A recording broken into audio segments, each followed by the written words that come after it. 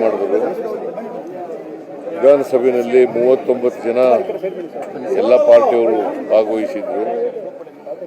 ಮತ್ತು ಇಲ್ಲಿ ಕೌನ್ಸಿಲ್ನಲ್ಲಿ ಸುಮಾರು 12 ಜನ ಭಾಗವಹಿಸಿದ್ರು.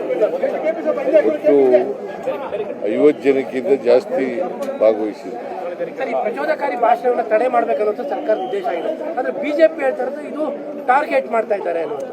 ಈಗ ಯಾರು ಪ್ರಚೋದಿತ ಭಾಷಣ ಮಾಡ್ತಾರೆ ಅವ್ರು ಮಾತ್ರ ವಿರೋಧ ಮಾಡೋದು. ಈಗ ನೀನು ಇದೆಯಾ ಅಂತ ಇಟ್ಕೊಂಡು ನೀ ಪ್ರಚೋದನೆ ಭಾಷಣ ಮಾಡದೆ ಹೋದರೆ ನಿನ್ನ ಮೇಲೆ ಯಾಕೆ ಕ್ರಿಮಿನಲ್ ಕೇಸ್ ಹಾಕ್ತೀವಿ? ಯಾರು ಪ್ರಚೋದನೆ ಕೂಡಿರ್ತಕ್ಕಂಥ ಭಾಷಣ ಮಾಡ್ತಾರೆ ಅವರು ವಿರೋಧ ಮಾಡ್ತಾರೆ.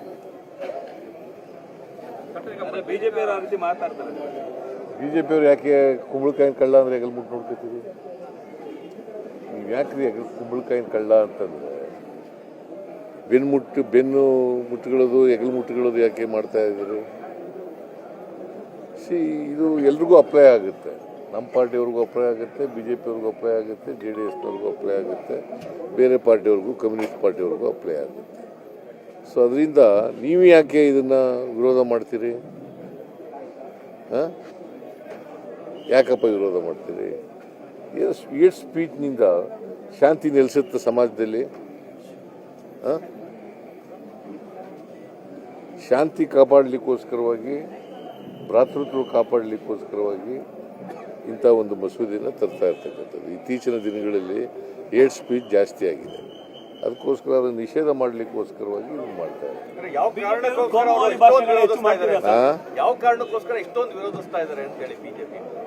ಅಂದರೆ ಬಿಜೆಪಿಯವರು ಪ್ರಚೋದನೆ ಭಾಷಣ ಮಾಡ್ತಾ ಇದ್ದಾರೆ ಅಂತ ಅದರ ಅರ್ಥ ಅಲ್ವಾ? ಈಗ ಗೃಹಲಕ್ಷ್ಮಿ ಹಣ ಸೆಟ್ಲ್ ಆಯ್ತು. ಗೃಹಲಕ್ಷ್ಮಿ ಹಣ ಇಲ್ಲ, ಫೆಬ್ರವರಿ ಮಾರ್ಚ್ ಬಿಡುಗಡೆ ಆಗಿಲ್ಲ. ಯಾವಾಗ ಬಿಡುಗಡೆ ಮಾಡ್ತೀವಿ ನೋಡ್ತೀವಿ, ಪರಿಶೀಲನೆ ಮಾಡ್ತೀವಿ. ಯಾಕಂದ್ರೆ ಬಿಜೆಪಿ ಅದನ್ನ ಟಾರ್ಗೆಟ್ ಮಾಡ್ತಾ ಇದೆ. ಏನ್ ಬಿಜೆಪಿ ಟಾರ್ಗೆಟ್? ಅವ್ರು ಕೊಡ್ತಾ ಇದ್ದಾರ? ಯಾರಪ್ಪ ಅವರು? ಯಾರ್ರೀ ಅವರು?